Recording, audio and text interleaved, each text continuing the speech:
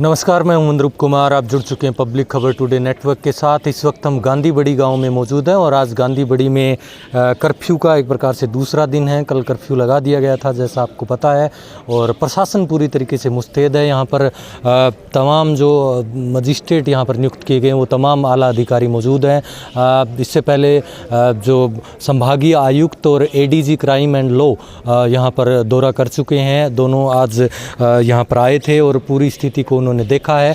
और आप देख सकते हैं कि पूरी की पूरी फोर्स यहाँ पर डिप्लॉयमेंट है एक प्रकार से, और किसी भी प्रकार की मोबिलिटी मूवमेंट हर प्रकार से बंद है। कलेक्टर एसपी यहाँ पर लगातार नज़र बनाए हुए हैं और जो प्रशासन का कहना है कि जब तक एक प्रकार से उनको नहीं लगेगा कि तनाव की स्थिति कम होगी तब तक वो एक प्रकार से कर्फ्यू में ढिलाई नहीं देगी। हालांकि कल कर्फ्यू में ढिलाई होने की संभावना है। आज जिस प्रकार से गुरुवार हुआ है, कल शुक्रवार को कर्फ्यू में ढिलाई दी जा सकती है। उधर आप देख सकते हैं तमाम हर गली में यहाँ पर एक प्रकार से फोर्स तैनात हैं और भारी पुलिस बल यहाँ पर तैनात है, और इनके लिए जो एक प्रकार से सुरक्षा व्यवस्था के पूरे पुख्ता इंतजामात किए गए हैं। और प्रत्येक गली में, प्रत्येक मोहल्ले में पुलिसकर्मी तैनात हैं। और साथ ही आप देख भी सकते हैं कि मौजूदा स्थिति में यहाँ पर एडिशनल एसपी हैं, भादरा एसडीएम हैं, नौहर की एसडीएम हैं, तहसीलदार हैं, यहाँ पर मौजूद हैं। हल्की फुल्की मोबिलिटी यहाँ पर जारी भी है। हालांकि जो प्रशासन के आदेशों के अनुसार है, जो एक प्रकार से जो इमरजेंसी सर्विस है, एसेशनल सर्विस है, वो एक प्रकार से जारी है। लोगों को मेडिकल की, खाने पीने की, दवाई की चीज़ें आप ला सकते हैं, इस प्रकार के आदेश हैं प्रशासन के। और जगह जगह पर नाकाबंदी की जा चुकी है एक प्रकार से। गांधी बड़ी, चिड़िया गांधी और सरदारपुरा बास तीनों गांव में पुलिस फोर्स तैनात है और पूरी व्यापक चाक चौबंद व्यवस्था की जा चुकी है। आप देखें दूर तक फोर्स पूरी तरीके से डिप्लॉयमेंट है। इसी मुद्दे को लेकर हमने कलेक्टर और एसपी साहब से बातचीत की है। आइए सुनते हैं कलेक्टर और एसपी साहब क्या कह रहे हैं। बताएं सर, आज क्या पोजीशन है गांधी बड़ी गांव में, जो जिस प्रकार से कर्फ्यू लगा हुआ है उसको लेकर? कल जो लोगों ने विरोध किया था, जब परसों इनका धरना उठाया गया था, उसके बाद में वो सब लीगल प्रोसीजर था। उसके बाद कल विरोध का कोई औचित्य नहीं बचता था। इन्वेस्टिगेशन फेयर हो गई, इन्वेस्टिगेशन में सब सही चल रहा था, सब समझाइश हो गई थी, सारी बातें मान ली गई थी, सारी मांगें मान ली गई थी। उसके बाद इस तरह जो कृत्य कल किया गया, विरोध प्रदर्शन के नाम पे पुलिस पे जो पथराव किया गया, जिस तरीके से सिविलियन भी घायल हुए, हमारी पुलिस घायल हुई, हमारे एसएचओ के गंभीर चोटें आई, सर टूट गया उनका। ऐसी स्थिति में फिर हल्का बल प्रयोग करके जो उनको खदेड़ा गया, और जो पड़ोसी राज्य से जिस तरह से लोगों का आवागमन हो रहा था, तो उस सिचुएशन को देखते हुए कि कानून व्यवस्था की स्थिति गंभीर ना हो, मजबूरन हमें कर्फ्यू इम्पोज करना पड़ा गांधी बड़ी में।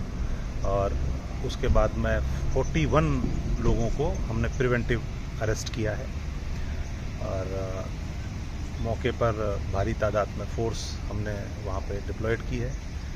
जो हरियाणा से आने वाले जितने भी आम रास्ते हैं उन पर हमने मजबूत नाके स्थापित किए हैं, भारी तादाद में पुलिस बल लगाया हुआ है, ताकि बाहर के लोग आकर के यहाँ शांति व्यवस्था में कोई किसी प्रकार का विघ्न नहीं डालें। अगर लोग कानून की पालना करते हैं, शांतिपूर्ण तरीके से प्रशासन का सहयोग करते हैं, तो कल जैसी भी स्थिति रहेगी कर्फ्यू में कुछ ढील देने का प्रोविज़न रहेगा। अगर जो लोग कानून व्यवस्था को बिगाड़ना चाहते हैं, या जो पड़ोसी राज्य के जो लोग हैं, सीमावर्ती जो गांव हैं, जो गौशालाओं में जिस तरह के अनाउंसमेंट ये लोग करते हैं, अगर वो लोग माहौल ख़राब करने की कोशिश करेंगे तो निश्चित रूप से कर्फ्यू को आगे बढ़ाया जाएगा। आज सर आपके उच्च स्तरीय अधिकारी भी पहुंचे यहाँ पर, क्या कुछ वार्तालाप हुई पूरे मामले को लेकर? नेट बंद है, लोग भी तरह तरह की बात कर रहे हैं कि नेट हर बार बंद कर दिया जाता है। किस प्रकार से उच्च स्तरीय अधिकारियों से आपकी बातचीत हुई? क्या कुछ आदेश आपको, दिशा निर्देश मिले हैं? पुलिस मुख्यालय से श्रीमान एडीजी साहब जो रेंज प्रभारी हैं, ए पोनूचंदी साहब पधारे हुए हैं। उन्होंने मौके पर पुलिस के डिप्लॉयमेंट की समीक्षा की है, कानून व्यवस्था की समीक्षा की है। और जो दिशा निर्देश हमें दिए हैं उस अनुरूप हम उनकी पालना कर रहे हैं। डिविजनल कमिश्नर साहब पधारे हुए हैं, उन्होंने भी स्थिति की समीक्षा की है। नेट बंदी और अन्य विषयों पर श्रीमान कलेक्टर साहब आपको ब्रीफ करेंगे।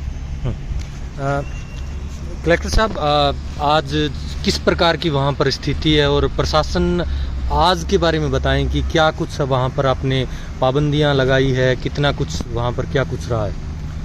देखिए, कल जो ग्रामवासी और जो हरियाणा से भी लोग आए थे उन्होंने प्रदर्शन किया, पुलिस पे प्रशासन पे पथराव किया और उसके बाद जो स्थितियाँ उत्पन्न हुई, इस स्थिति को नियंत्रण में लाने के लिए कर्फ्यू इम्पोज किया गया। विभिन्न प्रकार की इमरजेंसी सेवाओं को और चिकित्सकीय सेवाओं को इससे बाहर रखा गया ताकि आमजन को किसी भी प्रकार की चिकित्साओं में कोई अन्य चीज़ों में दिक्कत नहीं आए। और हमें भरोसा है कि जो हनुमानगढ़ वासी हैं, बादरा निवासी हैं, वो यहाँ की शांति व्यवस्था को कायम करने में हमारा सहयोग करेंगे। किसी भी गौशाला या धर्मशाला या किसी भी जगह का उपयोग अगर फिर से लोग इकट्ठे होने का, विरोध प्रदर्शन करने का करेंगे तो हम नियमानुसार और सख्त कार्रवाई करेंगे। और शांति व्यवस्था कायम रहती है तो कल सुबह से हम लोग कर्फ्यू में थोड़े और रिलैक्सेशन देंगे ताकि लोग अपना दिन प्रतिदिन का व्यापार कर सके, बाहर आ जा सके। लेकिन इसमें लोगों की जो सहयोग है, लोगों के द्वारा शांति बनाए रखना है, वो बहुत ज़रूरी रहेगा। पूरे गांव में एहतियात के तौर पे जाब्ता चप्पे चप्पे पे लगाया हुआ है और हम आपके माध्यम से भी अनुरोध करेंगे कि जो समाज के बीच में, धर्मों के बीच में सद्भाविकता बनी हुई है, उसको बनाए रखने में अपने को सबको सहयोग करना चाहिए। कलेक्टर साहब, धार्मिक सद्भावना बनाए रखने के लिए जाहिर सी बात है 144 कर्फ्यू लगी हुई है, लेकिन फिर भी दोनों पक्षों में बातचीत तो करवानी ही पड़ेगी। ऐसे में क्या प्रशासन सोच रहा है, कब तक ये बातचीत होगी, कब तक आप इसके बारे में विचार करेंगे? गाँव वासियों को एक जगह इकट्ठे मंच पर लाकर उनके बीच बातचीत हो सकती है?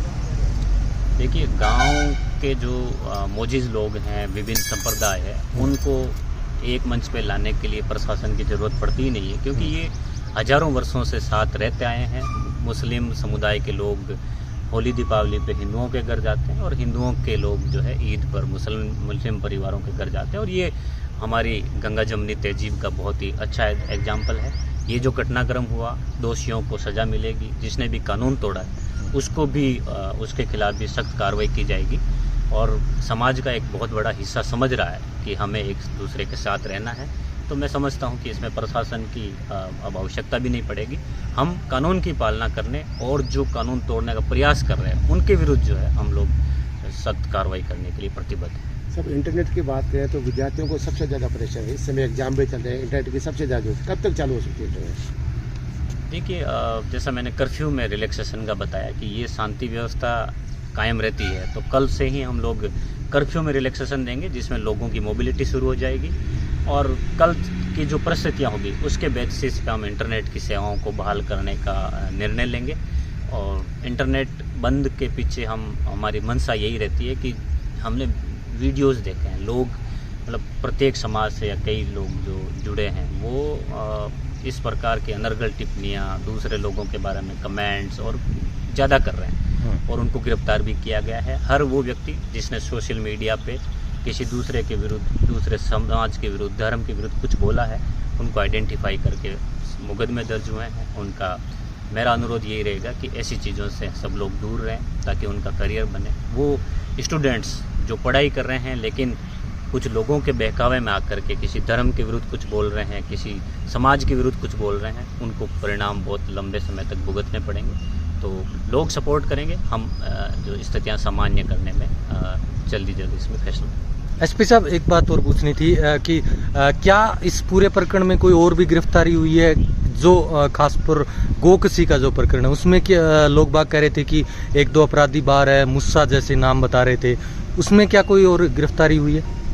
गोकसी के प्रकरण में 5 लोगों के खिलाफ नामजद रिपोर्ट आई थी, जिसमें 6 लोगों को अरेस्ट किया गया है। जिस मूसा का जिक्र कर रहे हैं वो मस्जिद का मौलवी है, उसका प्रत्यक्ष अप्रत्यक्ष रूप से FIR में कहीं कोई भी उसके खिलाफ साक्ष्य अभी तक नहीं आया है। फिर भी हमारा यही कहना था प्रदर्शनकारियों से कि अगर कोई साक्ष्य आपके पास है या आपके पास कोई हिंट है तो हमें दीजिए, हम उसमें साक्ष्य कलेक्ट करेंगे और इनकेस अगर कोई भी ऐसा बिंदु आता है तो हम निश्चित रूप से उसको इन्वेस्टिगेशन उस दिन से गायब है यहाँ से। गायब होना अपराधी होने का आधार नहीं, गायब डर से भी हो सकता है व्यक्ति, किसी और कारण से भी हो सकता है। हम इन्वेस्टिगेशन में साक्ष्य कलेक्ट करते हैं। अगर कोई व्यक्ति जगह छोड़ गया है, क्योंकि वो व्यक्ति बाहर का था, वो अपनी फैमिली लेके चला गया, वो डर से भी जा सकता है, किसी और कारण से भी जा सकता है। कल सर जो एक प्रकार से हाथापाई आमने सामने हुए थे, पुलिस प्रशासन, कुछ पुलिस कर्मियों को चोट भी आई, ऐसे में किन धाराओं के तहत मुकदमा दर्ज हुआ है? आज सुनने में आ रहा है कि बहुत सी धाराओं के अंतर्गत मुकदमा आम लोगों पर भी दर्ज किया। बिल्कुल, जब कानून का उल्लंघन जिसने भी किया है उसमें हमने मुकदमा दर्ज किया है। पहला मुकदमा जब धारा 144 लगा दी, उसके बाद भी लोग उसका वायलेशन करके इकट्ठे हुए, धारा 188 में हमने एक मुकदमा दर्ज किया। उसके बाद में इन्होंने धरना प्रदर्शन के स्थल पर जब हेट स्पीच देना शुरू किया तो कुछ लोगों के खिलाफ हमने एक 295 के तहत मुकदमा दर्ज किया। उसके बाद एक वीडियो वायरल किया गया जिसमें बहुत घृणित टिप्पणियां की गई समाज विशेष के खिलाफ, तो हमने एक 295 का एक मुकदमा 3 लोगों के खिलाफ किया। उसके बाद जो घटनाक्रम घटा जिसमें पथराव किया गया, पुलिसकर्मियों को चोटें आई, पुलिस के साथ कन्फ्रंटेशन किया गया, उसमें हमने एक अलग से मुकदमा 332-53 का और अन्य धाराओं में किया है। और इसी के तहत हमने कुल 123 लोगों को नामजद किया है और उनके खिलाफ हम शीघ्र ही कार्रवाई करेंगे। कुछ एक वीडियो में सर पुलिसकर्मी महिलाओं के साथ उलझते नजर आ रहे हैं। हालांकि ये नहीं क्लियर हो रहा कि कौन किससे उलझ रहा है, लेकिन बहुत से लोग कह रहे हैं कि पुलिस प्रशासन पर भी कार्रवाई होनी चाहिए। घरों के अंदर जाकर आप लोगों को बाहर लेकर आ रहे थे, महिलाओं के साथ अभद्र व्यवहार कर रहे थे, क्या इस मामले में कोई एक्शन लिया जाएगा किसी पुलिसकर्मी ने अगर ऐसा किया है तो? वीडियो जो प्राइमा फेसी जो सर्कुलेट हुआ है उसमें आप देखेंगे तो पुलिसकर्मी बचने और भागने का प्रयास कर रहा है, महिला उसकी जैकेट को पकड़ के लटकी हुई है। जो अभी तक वीडियो हमारे सामने आया, अगर और कोई पक्ष सामने आता है तो निश्चित रूप से हमारे कर्मचारी की अगर गलती होगी तो हम कार्रवाई। चलिए, शुक्रिया। तो देखा आपने, कलेक्टर और एसपी साहब से हमारी बातचीत हुई। उनका कहना है कि यहाँ पर कर्फ्यू है वो पुख्ता इंतजामात किए गए हैं और कल संभवतः थोड़ी बहुत ढिलाई दी जा सकती है, वो भी परिस्थितियाँ देखकर। और नेट के लिए भी जिला कलेक्टर ने बताया कि नेट भी कल तक अगर सब चीज़ ठीक रही तो कल तक हो सकता है संभवतः नेट शुरू कर दिया जाएगा।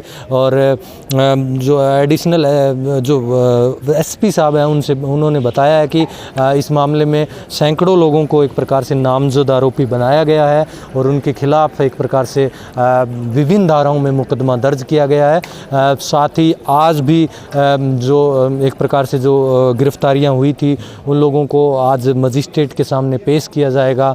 उनकी हो सकता है कि उन्हें ज़मानत मिले या ना मिले, वो दूसरा पहलू है, क्योंकि 144 के तहत या 151 में जो पाबंद किए गए उनमें तो उनको जाहिर सी बात है ज़मानत मिल सकती है। लेकिन जो अन्य मुकदमे हुए जो कि जिस प्रकार से कल यहाँ पर एक प्रकार से कर्फ्यू की स्थिति के दौरान तनाव की स्थिति पैदा हुई, जो एक प्रकार से पत्थरबाजी हुई और हल्का बल प्रयोग भी पुलिस की तरफ से किया गया, उस दौरान जो चोट लगी, पुलिसकर्मियों को भी चोट लगी, कुछ एक सिविलियंस को भी चोट लगी, इसमें जो धाराएं बनी हैं उनमें शायद जमानत होना मुश्किल है, इस प्रकार की संभावना है। और आप देख सकते हैं कि तमाम तरह की यहाँ पर स्थिति बनी हुई है। इस वक्त गांधीबड़ी से सूचना यही है कि जो कर्फ्यू है वो पूरी तरीके से पुख्ता प्रबंध किए गए हैं कर्फ्यू को लेकर और किसी भी प्रकार की मोबिलिटी बंद है। पुलिस प्रशासन पूरी तरीके से यहाँ पर मुस्तैद है और गली गली में चाक चौबंद व्यवस्था है। तमाम मजिस्ट्रेट जो यहाँ पर नियुक्त किए गए हैं इस पूरी व्यवस्था के लिए वो यहाँ पर अपनी सेवाएँ दे रहे हैं, लगातार वो यहाँ पर बैठे हैं, चाहे उनमें DSP हो या SDM हो, तहसीलदार हो, BDO हो, नगर पालिका के अधिकारियों को भी यहाँ पर लगाया गया है। तमाम विभागों के अधिकारियों को एक प्रकार से मजिस्ट्रेट के रूप में यहाँ पर नियुक्ति दी गई है ताकि किसी भी प्रकार की संभावना को ख़त्म किया जा सके। अगर किसी भी प्रकार की तनाव की स्थिति पैदा हो उससे पहले उसको रोक दिया जाए। दूर उस ओर भी आप देख सकते हैं कि हर गली हर एक प्रकार से जगह पर पुलिस फोर्स तैनात है। गांधीबड़ी से फ़िलहाल इतना ही। हम आपको जैसे ही कोई नई अपडेट आएगी ज़रूर देंगे। अगर आप ये वीडियो हमारे YouTube पर देख रहे हैं, हमारे चैनल को लाइक करें, सब्सक्राइब करें। फेसबुक और ट्विटर पर भी हमें फॉलो करना ना भूलें। धन्यवाद।